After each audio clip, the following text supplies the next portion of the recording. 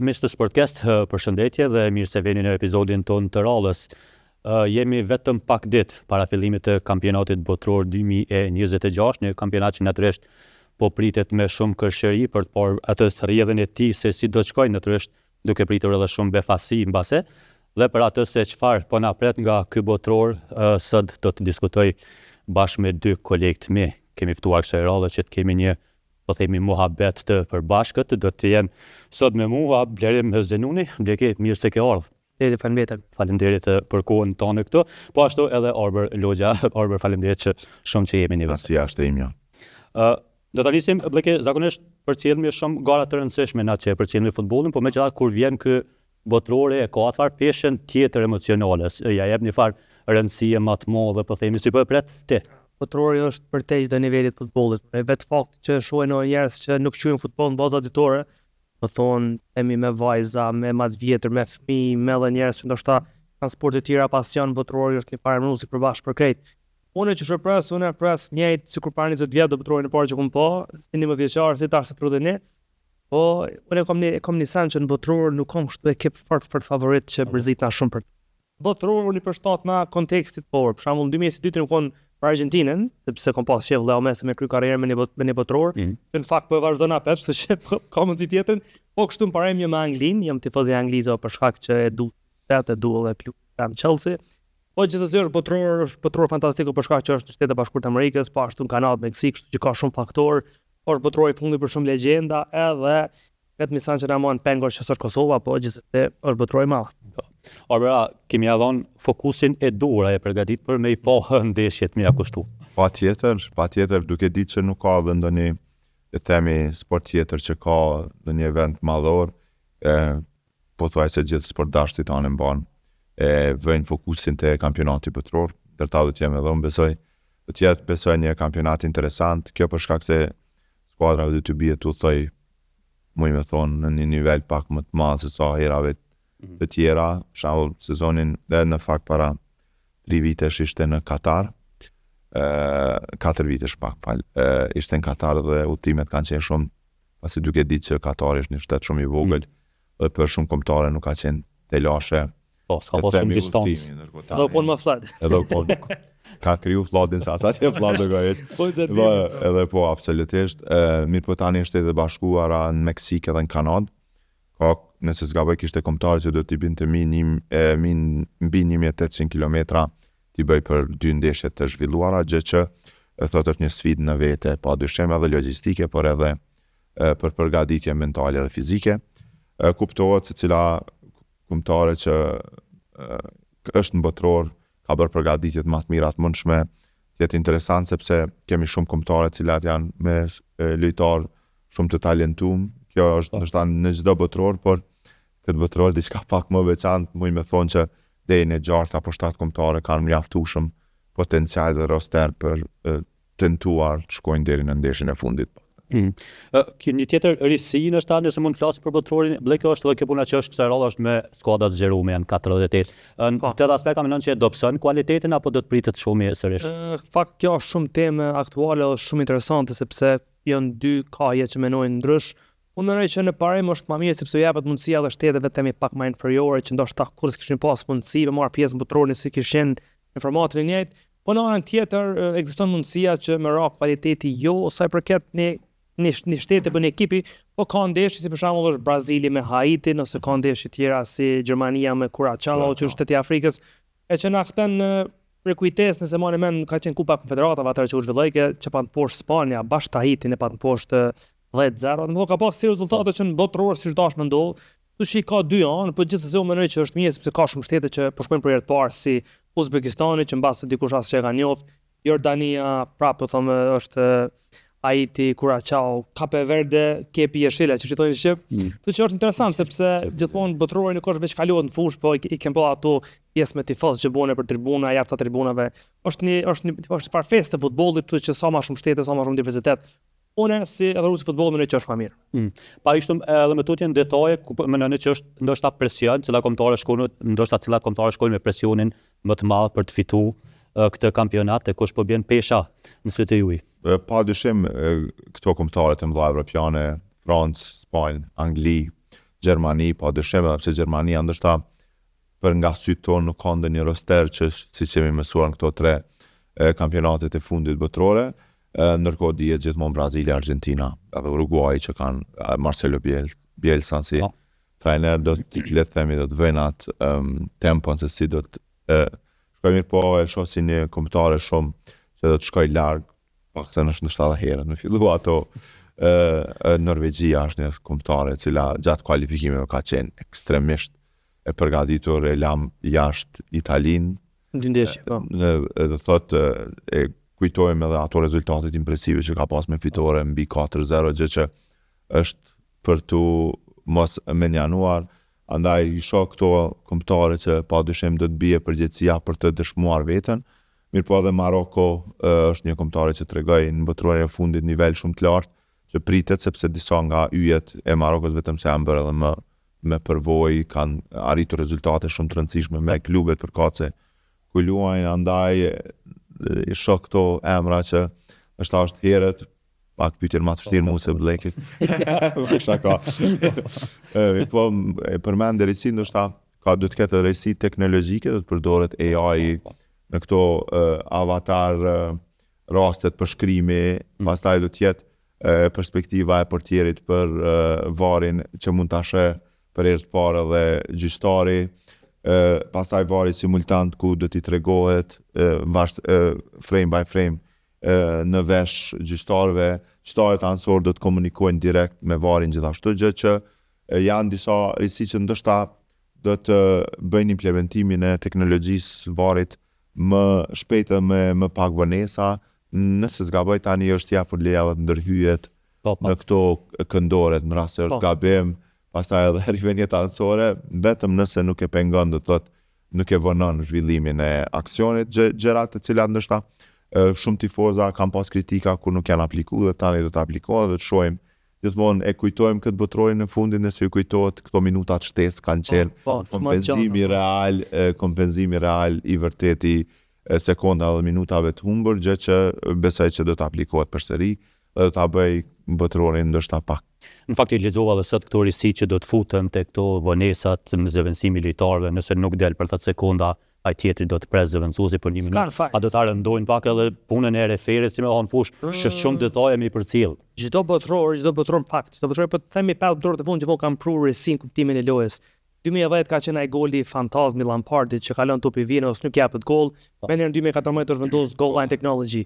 Pastaj në 2014 ka pas situata tjera polemike, në 2018 ka ardhur vari. Në 2022 minutat e zgjatura, tash po shpresoj shumë sepse një prej dukurive negative të futbollit sipas meje është kjo, simulimi, vonesat, zvarritja e lojës. Masterizoi Arsenalin. Mos po prekan ata, kështu që çdo botëror tash më konsoma inovativ ka aspekti i zhvillimit të futbollit për të mirë. Edhe që përdorë puna e Arsenalit ka pas shumë raste si vjet me këtë çështjen e kornerave, çështje që bëbuat aty të lëvija te zona, është faull për tjerë, është në bright spot. Për shkrim gjyqtari ansor dhe kryesori, nga perspektiva e portierit do të jetë kamera o do t'i shohin krejt këto që mos më gabu. Njëjtë të rasti kornerit që kanë në finale që do të thonë që ke korner për Arsenal, dhe as shumë vanu sa ka me qitë kornerin, sa që ajo shembull shumë i mirë që mos më bëhet njëjtën sen fitar, sepse e din që korneri në faktor shumë shpesh edhe gol, që po shpresoj shumë që po ky botëror ka me sjell këtë aspekt pozitiv që mu hek këto pengesat e vogla. Po, Bleki, si tifoz i futbollit anglez, ja anglisht fakt tash edhe në botëror. Mungesa e Italisë, që kjo gjendja e Italisë kohët fundit me këto mos kualifikimet, në këtë rast botërorin a do ta dëmtoj, sa jep Italia hjeshi pjesëmarrës në këto evente. Jep hjeshi për shkak të nostalgjisë, sepse na kena shumë tifoz të Italisë normal për shkak të afërsisë e krejt, po jo, mendoj që Italia në fakt prej që u bë kampion botë në 2006-ën, nga aty ka pas veçramje, në 2010 ka rënë grupe, 2014 ka rënë grupe, pastaj 3 botërorë rresht mos më shku. Ma shumë i bjen që u kon rasti që ka fituar botërorin se sa që s'u shku tash. Po gjithsesi si klub i madh si klub me shumë legjenda, po është fare mangësie, po nëse këtu tash ekipin e Italisë, unë më thonë që dikush ndoshta kish pas shumë përçmim ta sepse s'kan ekip as mirë dhe aku nuk e që o trajnerat e Italisë nuk janë në nivelin që shkanë qenë për shembull Capello, Lippi edhe këta tjerë më herët. E për Anglinë, ndoshta është një farë rivali që i mungon Italia, po gjithsesi para se me vazhdu diku tjetër, po thash ta kryq Katharbi për punë të favoritit, do më që Brazili është favorit, edhe presioni më i madh është bashkë te Brazili. për shkak se s'ka ndodhur kur më kalu 24 vite pa bu kampion bote, edhe faktori Ancelotti që është një prej trajnerëve më të mëdhenj në historinë, top 5 gjithçysh, jep një farë pedigre ndryshe Brazil. Jep Ancelottit që të pjesh halo më të madhe fakti që do të presin njerëzit Brazili me u rikthy kampionatit. Dihet se përvojën e ka këtë menaxher situata të tilla, po realisht Ancelotti është i raport që menaxherin e kombëtare. Edhe mirë po e dim që është ekspert i turneve dhe botror është një turne. Thot sidomos në ato ndeshjet kur kalon grupet ku marrja gabimit është shumë e madhe, Ancelotti din të bëjë le të themi ashtu edhe atë psikologun, motivoj lojtarët të mbajnë në tensionin e duhur që ata të jenë sa më perfekt që është e mundshme. Pa dyshim që Brazili është ndër skuadrat, siç e tha dhe Bleki, nëse i shikojmë do thotë emrat ndoshta nuk janë emrat siç i ka pas në 2006 apo 2002 kur e ka fituar, mirë po përsëri ka mjaftueshëm lojtar kualitativ që asesi nuk bën të mos e rendisim Brazilin të paktën në top 5. Andaj Ancelotti do të jetë vlerë e shtuar pa dyshim. Carlo është një nga emrat që shquhet, mirë po është edhe një sfidë edhe për të, se si të menaxhoj do të thotë tani futbollistët që i le të them janë homogjen për nga ana e prejardhjes, dhe janë homogjen atë idenë e mentalitetit dhe është padyshim sfidë për të. Mirë, po është edhe një sekuencë i kishim përgatitur një video shumë interesante për ta motivuar ku Mesa dhe nipërit e tij i uronin sukses, aty u mbushën syt me lot. Nuk e dija ishte motivim apo mi tregu që është plak shumë. Për motivim u duk, po. Me që vëllazim tek lojtarët kualitativ, e ftojmë më në fund, po themi Ancelotti Neymarin. A mendoni që gaboj edhe e mori për shkak se u desht edhe kishte një presion për me ftu, apo Neymarin çfarëdo forme që është showin e tij do ta adhuroj edhe do t'i duhet. Nëse s'gaboj dhe është lënduar dhe me gjatë nuk do të mund ta luajë asnjë nga ndeshjet e fazës së grupeve dhe vetëm në rast se e kalon grupet, atëre varësisht kur i bie data dhe mund ta humbas edhe le të themi ndeshjen e parë të grupeve, por padyshim në një zhveshtore pesha e emrit, figura e tij do ta bëjnë më të lehtë edhe për Ancelottin. Ancelotti gjithmonë ka qenë nga ata trajnerët që ka dashur të ketë një veteran i cili ndoshta në një disa punë që zakonisht po i bëri trajneri nuk priten mirë nga masa e skuadrës, besoj se mund t'i ndihmojnë në atë nivel. Neymar e ka dashur botrorin, është munduar të përgatitet i luajti ato ndeshjet e vështira në Serie A të Brazilit, ku nëse s'gaboj edhe skuadra e tij nuk arriti të mbijetonte. Edhe Neymar kishte dhënë le të themi atë maksimumin e vet dhe kjo në farë forme nuk u përkthye mirë për shëndetin e tij. Megjithatë ai ka provuar dhe tendenca për të provuar dhe për të bërë gati para botrorit ju shpërblye me një thirrje që mendoj se në fund të ditës është e merituar, nuk bën të mungonte një figurë si Neymar, e dim ato lotët kur mposhtet nga Gjermania sepse ka qenë kampionati botror në Brazil dhe Brazili e donte shumë e themi një shkuarje deri në finale, por ja që i është dhënë edhe një rast tjetër. Për ty Bleki? Neymar paraqitjen e fundit zyrtare me Brazili ka pasur në 2023, që i bën plot 3 vjet. Kështu që në një vjet e gjys ka qenë i lëndu. Po, e vërtet, po kështu zyrtarisht 3 vjet s'ka luajtur. Kështu që mënoj që në një shtet tjetër të botës, mbase edhe nuk ish ftuar në kuptimin që ndërta tifoz nuk kishin pasur aq shumë presion apo gazetar këtë rast. Po te Brazili është jeton për futbollin, e ka pothuajse religjon futbollin, edhe presioni me marrën e Neymarin ka qenë tepër i madh. Ancelotti nuk është trajner që vepron me hatër, unë pak të zbesoj, po gjithsesi për shkak se çka ka dhëruar Neymari për 3 kampionate botërore para prakë, mendoj që patjetër që i nevojitë Brazilit, edhe pse ka emra shumë ndaj si Vinicius, Rafinha, themi Cunha, Joao Pedro që faktu la jashtë, prapë Neymari është unë me thonë shlirë, sikur Messi për Argentinën, sikur Ronaldo për Portugalinë, sikur themi Mbappé tash është më i ri për Francën, kështu që botrori që shtatorë është turnier, kështu që për një këtë kohë 4-5 javë bën dikush që edhe nëse është më i miri në fushë në atë moment, ka të pedigrejnë, ka të backgroundin, ka të farë peshën që ka Neymari të Brazilit. Bleki sipas teje, pa më ngushtua ende fokusin sepse do të flasim ndoshta më në fund pak më në detaje kush po shkon deri rreth finale, po a mendon që do të vjen në Evropë titulle apo do të shkojnë në anën tjetër të kontinentit? Unë mendoj fuqishëm që Brazili për shumë arsye, megjithatë nëse më pyet për shtetet evropiane, këtë rast mendoj që Franca po dihet këtë po thojnë edhe smundesh me emocije. Ka sulmi më të mirë në botë, patjetër me Dembele, Mbappé, Doué, Olise, po Portugalia më që ka mas fushë më të mirë, më thonë me Jean Neves, Vitinha që po dëshmojnë gjithmonë, Bernardo Silva, Bruno Fernandes. Mbrojtjen më të mirë në botë s'po di kush e ka. Italia s'është arbër që më thonë Italia. Kështu që s'po di, Holanda nuk është aq e keq, më që Holanda mund të më koni befasi pse është shteti i madh, befasin kuptimin që s'ka fituar asnjëherë. Gjithsesi mendoj që Brazili është favorit prapë them, kështu që ndoshta në finale Brazil-Francë kish më qenë epokale. Për shkak që kanë shumë histori me botëror dhe ka histori atë me Zidane, Henry, Ronaldo. Unë e qef thash kom Anglia, favorit mendoj që është Brazili, po Franca gjithsesi mendoj që ka më kondena. Shumë po flasin për Spanjën si kampion fuqi i Evropës, po nuk e di Spanja ndoshta që s'ka sulmus lënsh, unë suni shosi top. Te Gjermania Orber, po e sheh këtë seriozitetin që e përcjell zakonisht kjo kombëtare, a mendon se do të shkojë lart? Po, dyshim, serioziteti nuk do të mungoj.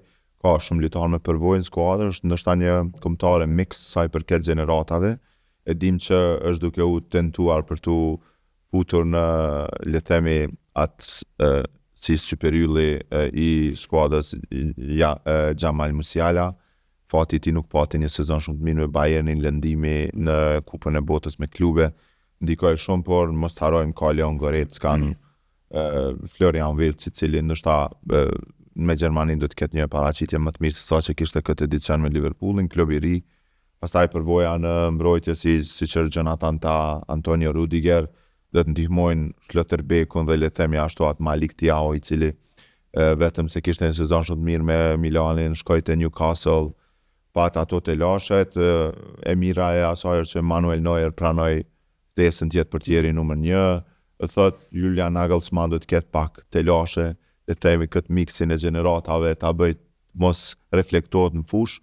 Gjermanët e dim që janë një mentalitet shumë i vështirë për t'u thyer, por nuk kam parë ndonjëherë Gjermanin me një kombëtare ku etnikisht janë shumë të ndryshëm. Ka qenë sezonin do thot në këtë botrorin e kaluar, por sikur tani me në Rudiger, Tah, Thiaw, pastaj është Musiala, Pavlovic, keni parasysh. Edhe Undav, sulmuesi që është duket është turk, Undav, Deniz Undav. Po, Deniz Undav, po, që është turk. Po, apet turk ka pas me Mesut Ozil. Po. Pastaj kjo, le të themi, ai mentaliteti lindjes së mesme me Kediran e të tjerë, po ka shumë nacionalitet, etni të ndryshme brenda një nacionale siç është Gjermania, do të jetë një sfidë, pse ka aty në skuadër si Joshua Kimmich, një Gjerman i vërtet, pastaj Wirtz, të tjerët që nuk do të bëjnë ndjehet ajo, le të themi, inferioritetin, edhe pse këta etnikisht ndoshta nuk janë Gjerman, mirë po nuk do të mungoj ajo krenaria gjermane në fush. Din këta botrorit edhe Europioni Bleki kanë erë me qitë edhe lojtar këtë trikshtu në skenë që mojnë pastaj atëfar tempën, kemi pas shumë përvojat e tilla. A kemi emra potencial që mendon që mund ta tregojnë vetëm, ndoshta edhe pastaj ta ruajnë atëfar kontinuitetin se hyje? Po tash problemi është se tash po ka shumë lojtarë të ri që po vëllezin shumë herë, domethënë njëra ka ndodhur ndoshta veç Leo ose Neymar ose Cristiano, po tash e ki Yamal që ka vëllezë si 16 vjeçar, për shembull ki Nico Paz që ndoshta nuk është aq i ri apo i vjetër, po që ka vëllezë me njëherë me komun. Kështu që ndoshta veç për shteteve që janë pak më inferior, themi Kolumbi, Ekuador, Maroko, ndoshta si shtete tjera, sepse shtetet që janë të mëdha nuk kanë elitar që nuk është e njohur për publikun. Megjithatë dihet që botrori ka një farë shtyse për kuptimin e transferimeve, do zakonisht gjithmonë ndodhin pak 4-5 transferime bomb nga performanca botror, edhe unë mendoj që ndoshta te Anglia mund të ndodhë që ka një lojtar të ri që për shembull Rodgers ose është lojtar i spikatur në kuptimin që ka pas karrierë shumë mirë me Aston Villa që 3-4 vite që ka pas transferim të madh. Në Brazil janë disa lojtarë tjerë si Luis Henrique, do Ryan që luan Bournemouth, që ndoshta nuk e njohin këtë botë, apo që me këtë botror mund ndërta të bëni hap, hala më të madh sa Bournemouth. Po unë prapë them që mendoj më shumë ka pas shtete të vogla që kanë me spikat disa lojtarë që nuk njihen, se sa këto të mëdha ku veç luajnë paktën top 5 ligat e mëdha. Për dallim prej trive, kjo mund të jetë, e kemi biseduar shpesh edhe me kolegë tjerë, botrori i fundit për shumë emra të mëdha të futbollit. Definitivisht. Kush po mendoni që e ka si dihet Cristiano Ronaldo, botrori 2030 është Portugali. Po. Edhe po ka shumë fjalë që dy arsye pse ai mundet me zgjat me deri në 45 vjet. Dyja parë, egoja më që ka gjithmonë me kon kryesor edhe botë në histori si lojtari më i vjetër botror, po faktori i dytë që është më i rëndësishëm, me shumë gjallë djali i Cristiano Junior, tash i kam duket 15 vjet ose 16, atëherë i bën 18-19, është thirr Portugalia. Edhe në histori hala më shumë komplikante në librin e Genisit, si rasti i parë që baba djali i botror, kështu që për Cristiano s'po dihet, për Leon, për Modricin e për të tjerë, Neymarin po, patjetër që e luajnë, pak përmes kena menuar që në 2022 në kohën e fundit, sepse i pa 35 vjet, po ndoshta dëshira e madhe marr pjesë të mos qesh në Amerikë, po për Cristiano mos e gutni. Orë kush po mendon që bëj jep. Po i tha pak a shumë këto emrat, besoj edhe padyshim që do të jetë Modric i fundit, Leo Messi, Cristiano mendoj që do të jetë e fundit. Nuk kam pa diçka një talent jashtëzakonshëm të i birit ti, po t'ja bënin qefin ajo. Po çfarë? Po ideja. Pastaj ndoshta edhe te Franca mund të jetë si i fundit, nëse s'gabo jo pas kanë këtë litartë që mund me lujt edhe me 3 po. Botrorin e radhës. Do të jenë këta si emna të mëdhenj, Edin Dzeko te Bosna, mund të ketë padyshim sepse ka luajtur atë botrorin e parë që është kualifiku Bosna, tash kjo është hera e dytë. Do të ketë ndoshta edhe nga këto kombëtarët e vogla që për momentin emra nuk po më kujtohen, mirë po me shumë gjasë që për këta emra dhe tjetë si e fundit. Apo me gjasë dhe të Gjermania, ndoshta e Leon Goreckas, nëse s'gaboj është botrori i tretë edhe për të. Neuer i është dashur edhe. Manuel Neuer, pse Gorecka 32 vjeç, po e dim që gjermanët përveç Neuerit nuk kanë parë dikën që ka luajtur për te 36 që është një legjend. Por të kujtojmë Filip Lam 32 vjeç. Edhe Klose më duket këtë rekordin. 36 vjeç, po asë po. Po Klose polak me preardhje. Pak shaka. I kanë nga futbolli Messi dhe Ronaldo se do ta ndryshonte, po themi këtë mënyrë se çysh na e shohim këtë farë sporti apo jo. Nëse veç sepse po shkojmë në atë farë pranë. Sado që i kena dash shumë Messi në Cristianon që kanë të dietar që kanë ndu shembull për 15 vite, 20 vite. Unë mendoj që futbolli ka gjithmonë epoka, domethënë ka qenë vitet 60-ta kundër ta kanë qenë Pele, Pushkash, Bobby Charlton, masane në vitet 70-ta ka ardhur Cruyff, Beckenbauer, vitet 80-ta Maradona, Platini, gjithmonë ka pas lojtarë që janë më të mëdhtë për këtyve. Po mendoj që për shkak që i kena jetuar këtë kohën e teknologjisë, kohën e rrjeteve sociale, këta kanë bjetuar kuptimin që i majnë men edhe i njohin krejt. Po kanë marrë të tjerë, domethënë veç kanë ardhur fakt, i kanë këtu.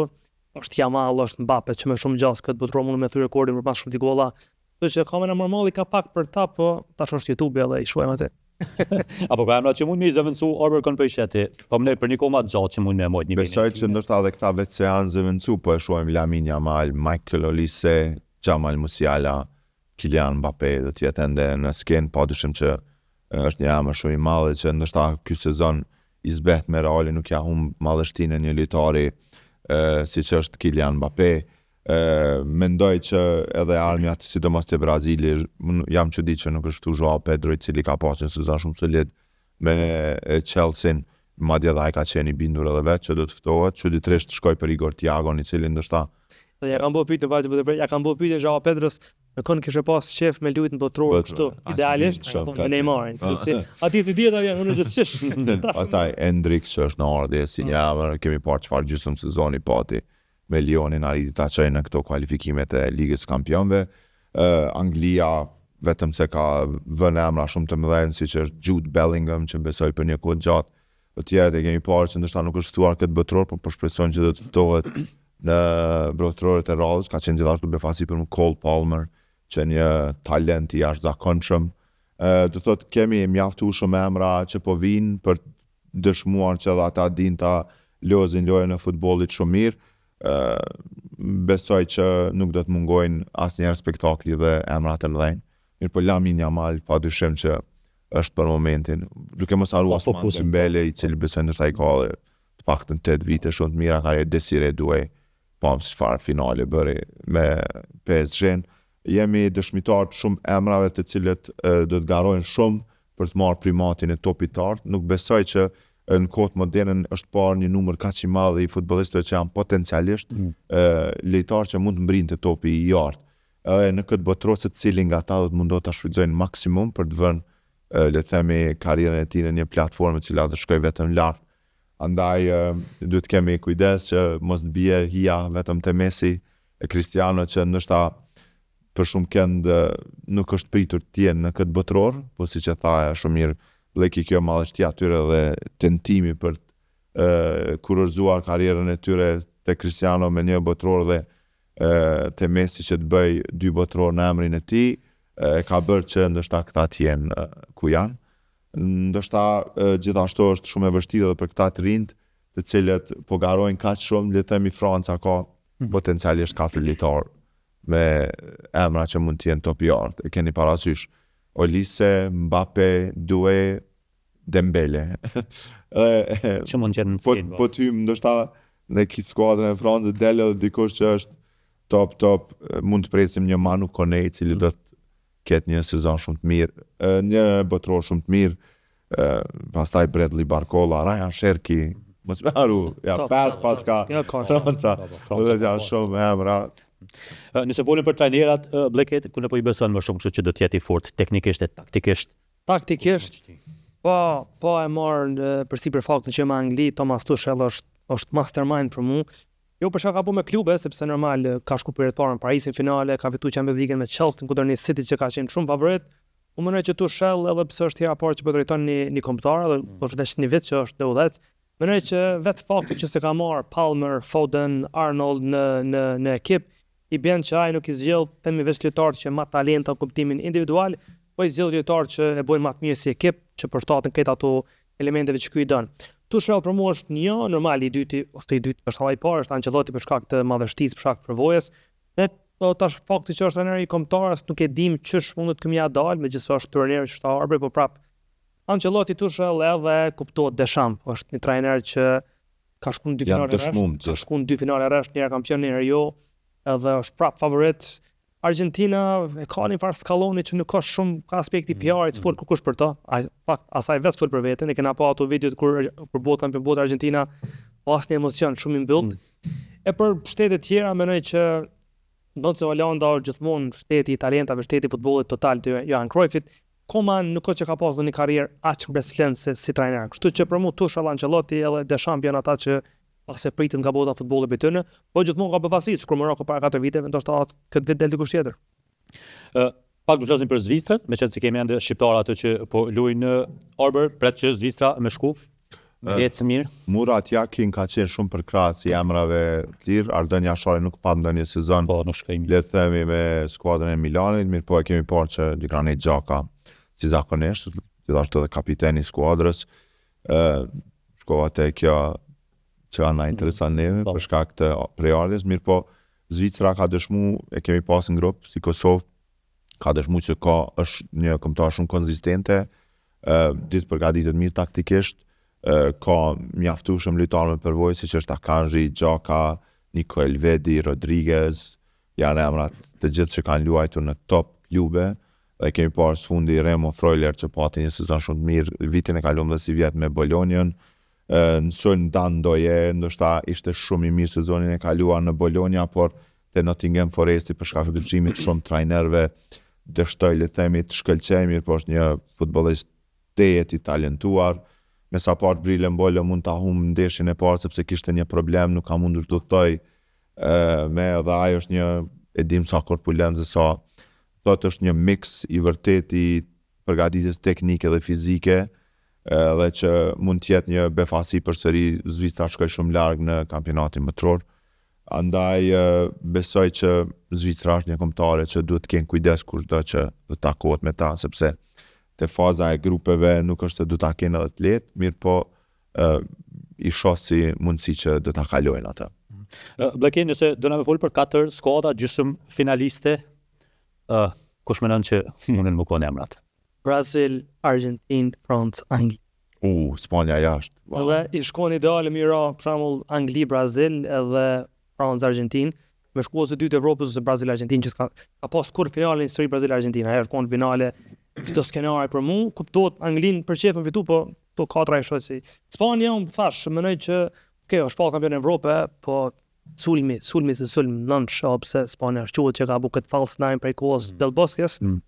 Është aja mall Nico Williams duke që ka luajtur fort mirë si vjet, po jo, Spanën në shoh jashtë. Mendoj që Nico Williams ka pas një romje tash. Cameron çerek finale, mendoj që fix çerek finale kam. Për një video kismet mazit bjen edhe për ti Arbër. Po shumë e vështirë me i pa 4, por unë do të diljate nuk e shoh le të themi Brazilin në top 4-she. Jo, e shoh Francën, Spanjën. Këto dyja patjetër. ndoshta Argentinën mund ta shoh në top 4-she dhe do të jetë një befasi që do të jetë në top 4-she. Nuk e di a mund të jetë Belgjika apo Holanda. Portugalinë s'falem më interesant. Portugalia gjithashtu. Është shumë e vështirë, ndoshta një top 8 është më lehtë. Se kur folëm me Ronaldo në përshim. Se top 4. Turqia është një kombëtare tepër e fortë, pa marrë parasysh që nuk bëri lojë shumë të mirë në Prishtinë.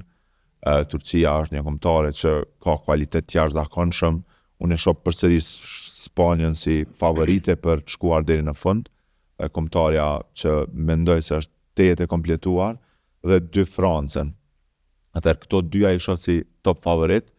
Kushdo tjetër që vije me këto do të ketë telashe për tim poshtër. Okej, nëse janë 4 shumë, hajde para shikojna finalen bro. Po. Me kujt e kujt. Nuk besoj që do të jenë 2 evropian finale. Këto është telasha se më duket rruga nuk i lën me shku 2 evropian finale. Dia është e përcaktuar ashtu. Për finali është dash Mirazi, kanë luajtur gjithmonë. Për çfarë finale është tas i bën me gjithë kolla shumë evropiane. Pa një finale Spanjë-Francë po e shoh përsëri si ishte kjo nuk e di, mund të jetë edhe Argentina përsëri sepse tash ka shumicën e atyre futbollistëve që kanë fituar kampionatin botror janë aty, vetë si bosht dhe kanë disa lojtarë të ri, por përsëri për mu Spanja janë shumë të fortë, pa marrë parasysh mirë përmend, ndoshta një mungesë është një nënç klasik që do të bënte një poacher apo një golshënues. Mirë po, duke di që edhe Yamal, edhe pse po thuhet se do të luajë nga fillimi, dyshoj që po. Përsëri 3 pikë mos i marrë fjalë, po grupi nuk është se ishte. Vëllai ke qitin tavolinë me luajë ato 4 skuadra që i bone, kallzona kush po fiton, kush po shkon në finalet. Skenari ideale shkon që tash Angli, Argentina, Angli-Brazil. Angli-Brazil, themi me shkon penalltia, Anglia zakonisht quhet në penalltia gjithmonë nga humb, shkon Brazili. Në anën tjetër Argentinë-Francë për vitin për botrorin e 3 më radhë, do të thonë 2018-ën 4-3, 2022-ën 3-3, shkullja kish me qenë diçka masive. Në finale Argentinë-Brazil prapë them kish me qenë një ëndër për këtë futbollist, për adhurues të futbollit latinoamerikan që për mua është më i zjarrti padyshim, edhe për klube jo vetëm për shtete. Po ajo dëshira që kam për Anglinë që është po më shtim të thonë që Anglia, po prapë mendoj që Argentina-Brazili është një finale më e mirë. Jusë si Franca, Angli, tash se do. Edhe Franca ka përvojt mirë me Anglinë, shpesh e kanë poshtë, që Anglia me ujtë një shmong të qytetin e specialistën. Po botrorin mund të përfitu veç të një poshtë fort, ashtu që kur do që të bjenë në fazën në një raundi 16, s'mund të shmohan ku me thonë ja pa ta shortin i ketë. Më po shkej, s'ki. Po që keni probleme me zgjidhje skuadra, sepse normalisht do të jetë rivalitet i fortë. Okej, do të pyes për dëshirën e juaj, Albert, kush e fiton botrorin sipas dëshirës tonë? Dëshirës time.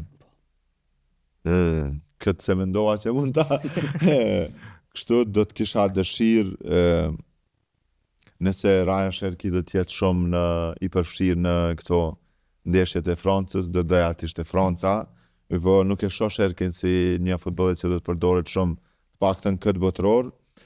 Ndërkohë Turqia do të ishte një befasi dhe që do të ma bënte çefin shumë nëse edhe pse na ka eliminu, nëse ala me shku, e kam një farë hatri. Mirë po, Turqia do të ma bënte çefin shumë, e dim që nuk është se nuk ditë shkoj deri në top 4-she. E ka një 2002 fantastik, edhe mendoj që e ka një roster që mund ta bëj përsëri. Unë një 2 vjetë se kisha përmend Turqinë, hiç. Me shumë të drejtë. Amo ja, unë tash. Ti s'ka nevojë po të edhe me ty. Unë e kam Anglinë, po jashtë Anglisë mendoj që i shken kish më shumë. Albert për ty se bëre vetëm pyetje, ne këtu tash ky nuk është ai emisioni klasik. Jo, po bashkë po më intereson kjo perspektiva yte të paktën hajde në top 4-she. Okej, shkurt unë po them preferoj shumë futbollin holandez me drejtë, më pëlqen mënyra që luan Holanda, çfarë taktikën e shumë një rrugën e Bleki. Mirë se më pëlqen shumë Holanda që luan, kisha pas dëshirë me shku si me hëndej në fund me marr Holanda. Por do ta flasim këtë në fund pak djem ju e dini na kon prak ti botrori për cilin sot po flasim, me na shku edhe kombëtarja jon Dardan pikërisht me Turqinë siç e folëm që na eliminoi. A do ta hieshëm të Kosova botrorin Harbour? Po dyshim. Madje mendoj se do të shkonim edhe larg, do të kalonim grupe se nuk ka qenë një grup potenciali është aq i zorshëm për ne që ta kalojmë. Me të vërtetë edhe mendoj në fush atë natë nëse ish vendos për nga merita e forcës në fushë që është tregu, ne kemi qenë ata që duhet të ishim dhe jo Turqia, por ja që eksperienca dhe nga njerë fati nuk është i shkruar që gjithmonë edhe mendoj që është po vazhdoj ta theksoj pothuajse në shumë sare është përmend ndoshta futbolli është ai sporti më i çuditshëm sepse jo gjithmonë merr çfarë meriton dhe çfarë tregon në fushë. E kemi parë madje edhe të fitohen turne kur le të themi për nga puna në fushë që ka bërë ajo kombëtare ose ajo skuadër në aspektin e klubeve nuk kanë tregu le të themi nivelin superior për të qenë si kampioni. Dhe atë natë ishte pikërisht kjo, ishte ajo futbolli që u kualifikua dikush që në fushë nuk e meritoj. Ndoshta edhe mund të jem, le të themi ashtu një arshëm se kom pas shumë dëshirë shkoj Kosova, por nuk e kam thënë vetëm unë, këtë kam thënë edhe shumë emra të ndryshëm që kam pa ndeshjen edhe që kanë qenë bindur që Kosova për nga puna që është bërë në fushat natë kundër Turqisë, duke mos harru punën që kemi bërë gjatë kualifikimeve, poshtja që kemi bërë një personalisht kam qenë jo skeptik, por kam qenë atë mes 50-50 me Slovakin, por ja që ishim superior ishim, që nga minuta parë deri te kualifikimi që nuk është dashur të mendonim se kemi pas gjasat e barabarta për të shkuar në ndeshjen në atë finalen që u quajt tashme këtë sistemin e ri. Andaj na ka lënë një shije shumë tillër sepse ka qenë një shans i jonë që ta bënim edhe botrorin më atraktiv sikur të ishim ne dhe jo Turqia, megjithatë ndoshta shkojnë një shtet me në fund ditës, ajo pak na ka lecu dhimbjen, paktën këndvështrimin tim, dikush tjetër mund mos mendoj si kuron. Megjithatë e kemi merituar të ishim botror, por e shohim që futbolli jo gjithmonë t'jep atë që e meriton. Dhe ka ishte rast që mund të mos vije për një kohë të gjatë apo kualitetet që po i bim të Kosova dhe me lojtarë të ri, kualifikimin e një eveniment madh është vetëm çështje kohe. Unë kam problem shumë me fol për çat natën e 31 marsit, më që është nata më e dhimbshme për çdo shqiptar të Kosovës, kuptohet, po edhe për neve si futbolltarësh nuk kam krahasu kur. Më që sot që kena me pa futboll, paktën unë, ose botrori po vjen edhe gjithmonë presë shumë gzim. Gjithmonë është ai faktori what if, a di çka nëse ishim kon. Po vështirë shumë, mendoj që botrora ka pas halat, botror Kosova është këtu, ka europiana, ka krejt, po ndoshta për shkak që kanë Amerikë, për shkak që e kundërshtar Turqia, për shkak se grupi domethënë që ka Australi, SBA dhe Paraguay, ka qenë për me i kalushëm, në që dhimbta shumë e madhe, ajo far pendesa shumë e madhe, po unë besoj fuqishëm që 2028 është pothuajse 7% e arritshme, e për 2030 të varësisht do gjenerata të veç që kena pas që po vinë lojtarë të ri, pas o disa tjerë e lojnë karrierën të këte kombëtare, po gjithsesi Kosova është aty, mendoj që me këtë stabilitet që është ka nis, me këtë trajner me Foden, mendoj që është shumë afër. Edhe kur do që ndodh ka me kon festa më e madhe që ka pasur Shqiptaria, edhe po shpresoj fuqishëm që ndodh në 2030 sepse për ne kjo gjenerat që jena qofte lojtarëve, qofte tifozëve krejt, meritojnë një event më të madh sepse japim mirë futbollit dhe nuk ka që na futboll, na kanë futboll para Zvicra, para këtyre të tjerave që po shkojnë, po fatkeqësisht si sukses. Faktorë të tjerë bojnë që mos më shkush që në fakt u paralajmërua edhe ndoshta largimi i Valen Berishës, si Vedat Muriqi në bazë që edhe u fale, bën kjo edhe më të dhënshme që kjo gjenerat që na prunë deri në këto momente nuk e shijoj Arbër një kualifikim. Po, padyshim, sidomos Muriqi kemi parë ka qenë instrumental në suksesin që kishim deri te ndeshja me Turqinë, edhe Valoni që në ato hapat e parë kujtojmë atë paraqitjen bravoroze në Angli që na bën me të vërtet mos ndihemi asnjë moment edhe pse mposhtemi, por na bën mos ndihemi asnjë moment inferior. Ka bërë një nga ndeshjet më të mira në fanellën e Kosovës dhe gjithmonë kam qenë shumë për që ai gjithmonë të jetë pjesë e grupit pasi ndikon shumë mentaliteti i tij në ngritje, mirë po duke parë ardhjen e Fisnik Aslanit, e kemi Edon Zhegrovën, lojra shumë të mira ka treguar edhe një pjesë e madhe të lojtarëve, edhe pse ndoshta kemi prit nga Rahmani, e këta emra që do të bëjnë le të themi më të mirë nuk është ndi fort mungesa. Aro Muric është ende aty që do të ketë mundësi të na tregoj. Do të ishte me vërtet mëkat mos ta kishim Muricin në një kur Kosova e mbrinat, le të themi atë maje në një kualifikimi në një organizim madhor siç është kampionati evropian ku ne mund të shkojmë apo edhe kampionati botror. Megjithatë ka pothuajse për të gjithë emrat, përveç disa që i përmende. Andaj të shpresojmë që edhe këta do ta ndjejnë atë qefin e madh që e kemi çdo shqiptar, që edhe ata të jenë në fushë kur na prezantojnë Kosovën në një organizim madhor.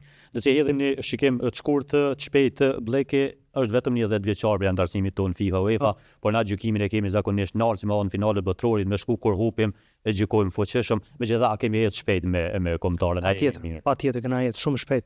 Ka shumë pak raste kur një kombëtar pasi është pranuar, domethënë ka arrit me shku në kualifikim. Është rasti Kroacisë në 88-ën, që domethënë veç 4-5 vite mas Romës së Jugosllavisë pa shku, edhe pastaj është Bosnia që shkon 2014 që i bën diku 5-16 vite mas i ka dalë FIFA. Kështu që na për shkak se jena shumë entuziastë, për shkak se jena shumë atë një futboll, për shembull se Bosnia se këtë tjerë, kena prit, po gjithsesi për 10 vjet ndoshta është prit që të paktën me ja afru. Ne kena afru. Kështu që ta çapi radhës është për shku tamam. Edhe në evropianë edhe në botëror një ndeshje fiks. Larg kemi qenë. Kjo dëshmon që emrat edhe brumi është aty, substanca është, thjesht na duhet dikush që di ta gatuaj mirë atë dhe dalim, le të themi aty.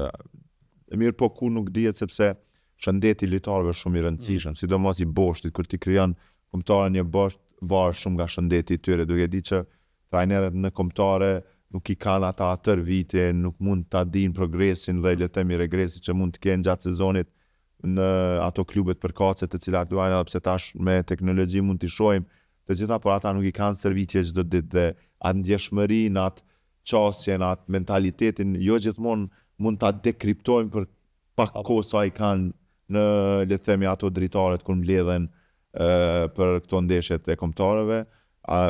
Prandaj besoj që Franco Foda ka kalu pritshmëritë të paktën të mijat, po jam i bindur që edhe shumicës që ka arrit ta bëj Kosovën me shumë shpejt emra të ri, të inkorporoj dhe ata të luajnë paraqiten mirë, që besoj që shumë trajnerë të ndryshëm sado që do të vinin me renome, do të kishin vështirësi, Foda e ka bërë duket paktën e lehtë, kuptohet që nuk është e lehtë. Pyetja e fundit, cili do të keni emrat më afër në mend, nis janë 3 golashenus që mundi me i pa në botror. Harry Kane, Mbappe, Yamal. Kane por. Mendoj Messi është aty, Kane edhe on dhe Mbappe. Yamal mund për shkak mungesës të lëndimit nuk do ta fusja në top 3-shë. Mirë që u përgjigj. Mungesë non që tash jap golla këtu, po varësisht. Jo, me drejt sepse Yamal e kemi parë në kampionatin evropian. Edhe ka dhënë gola në ndeshjet vështira të Spanjës. Edhe kemi parë që është një killer. Mirë po nuk do ta fusja në top 3-shë vetëm për arsyeën se kam përshtypjen që në 2 ndeshjet e para mund të mos i luaj. Pastaj nuk do të ke kohë sa këta të tjerë që i përmenda me zën hapin. Prandaj Djem, shumë faleminderit që keni gjetë kohë me ardhur dhe me bëj çet. Ja, herën tjetër nuk vijim nëse ti nuk bën më shumë opinionet tuaja, pozicioni ose patjetër. Ja, lutem e di, por ishte kënaqësia shumë e madhe imja të jem në një emision pasi njihemi që një kohë kemi pas shumë shpesh bashkëpunim në intervista të ndryshme, ju vlerësoj shumë dhe ju falenderoj që më keni parë mjaftueshëm deri në vite bëj këtë podcastin të ti. Faleminderit shumë. Për të vlerësuar ne, Bleki, faleminderit shumë edhe për të ishte shumë gjatë. Suni thuri fjalë kaq bukur se Arbi po njëjtë. Ja, s'është e vërtetë. Po bëhet shumë modest Bleki këtë rast. Mr. Sportcast, faleminderit që ishit edhe ju me neve për intervistat të tilla, na ndiqni në kanalin tonë në YouTube në Sportcast. Faleminderit për vëmendjen tuaj.